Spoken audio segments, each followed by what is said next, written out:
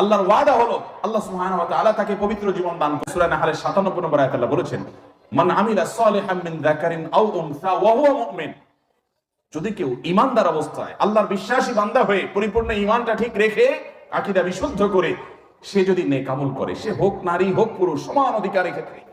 হোক নারী হোক পুরুষ, যেই হোক না কেন, যদি ঈমানের পরে সৎকর্ম সম্পাদন করে, পাঁচ ওয়াক্ত সালাত আদায় করে, হালাল হারাম মেইনটেইন করে চলে, পর্দা মেইনটেইন করে চলে, আখলাক সুন্দর করে, নবী সাল্লাল্লাহু আলাইহি ওয়াসাল্লামের সুন্নাহকে মেনে চলে, এক কথা করে এবং হাদিসকে যদি অনুসরণ করে, আল্লাহ রাব্বুল আলামিনের ওয়াদা হলো